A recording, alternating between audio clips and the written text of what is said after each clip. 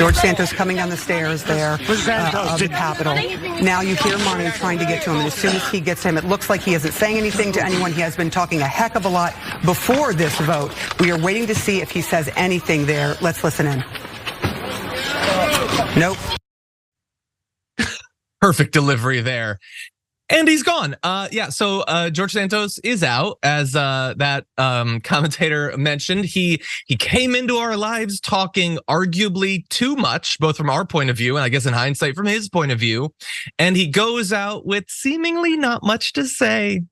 George Santos has now become the 6th House member in history, American political history, to be expelled in Congress's past. The first, by the way, who had not been convicted of a crime or accused of treason.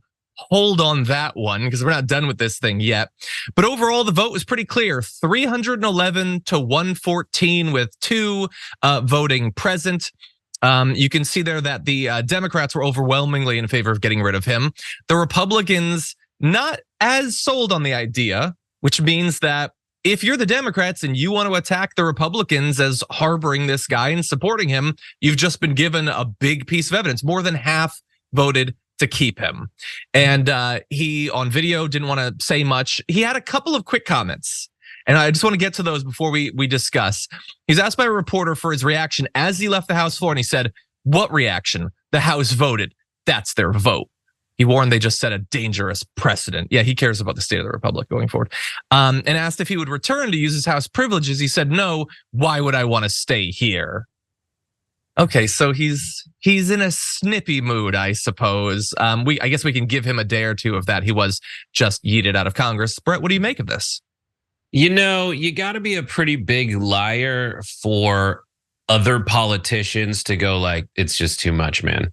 Mm-hmm. You know, when you think back on all the stuff that this guy lied about, he lied about what high school he went to. He lied about what college he went to. He lied about his mother dying in 9/11. He lied about his grandmother dying in the Holocaust. He did a lot of lying. But my issue is, I feel like, what is America anymore if you can't just completely lie your way to the top? This was one of the last places that got by being a developed country and allowing you to completely fabricate everything and fake it until you make it. Like, what the hell? That's all messed up.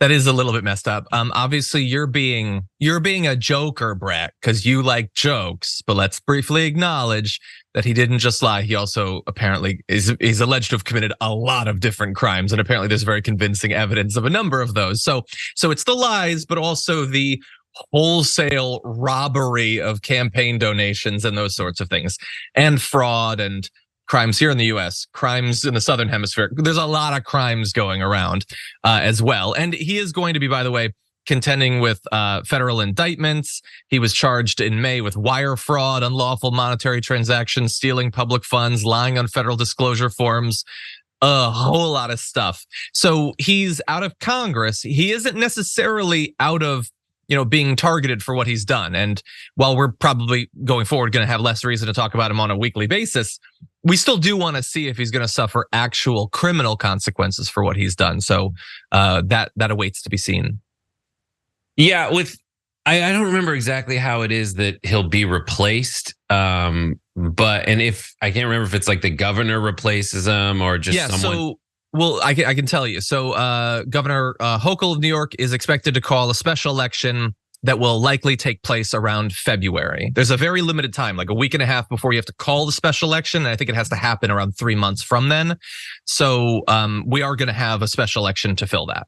So in the meantime, they'll be down one Congress person in terms of a lead for the Republicans, which is a pretty hilarious, which is like, Matt Gaetz is just like, I'm not quite sure. A, is he on my side?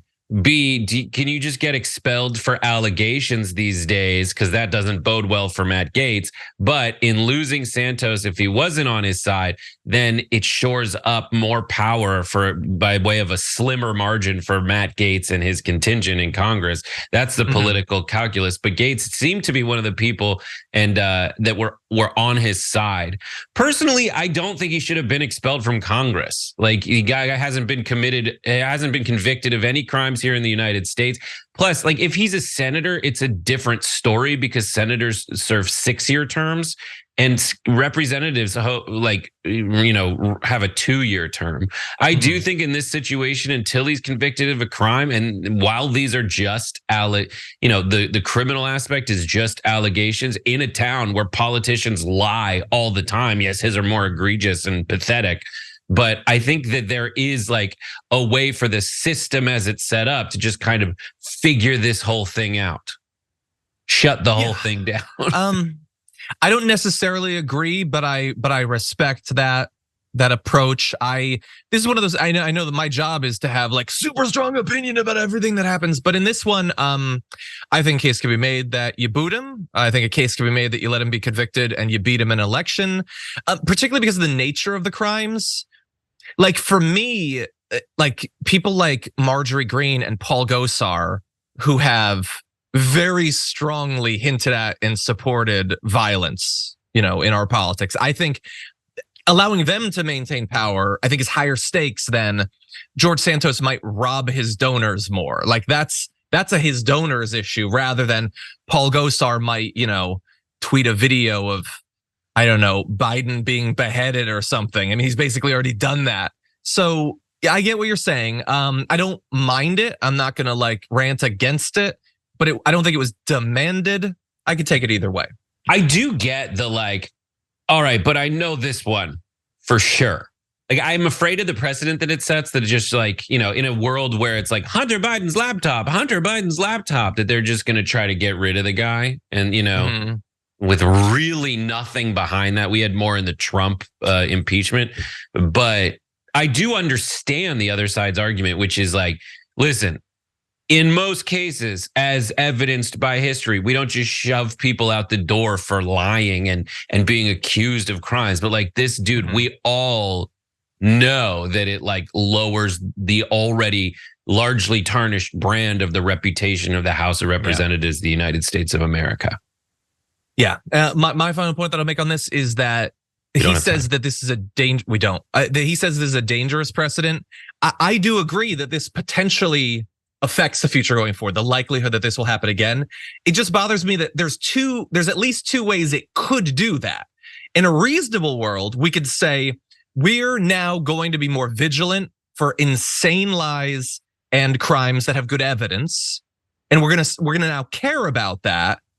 But that's not what's going to happen. They're just going to do it like, yeah, it's going to be a Hunter Biden laptop situation. So I agree that we are going to move in a dangerous direction, not because we have to, but just because that's the political system that we have, I think. Yeah, and in the meantime, I just want to give a shout out to the North Shore Leader, the one local newspaper that called this out before it all went down. While he was running, they're like, I think this guy's a liar. And nobody listened. The Cassandra of newspapers. There should be a movie made. Like they cannot get enough credit that everybody missed it. And geez, it's amazing.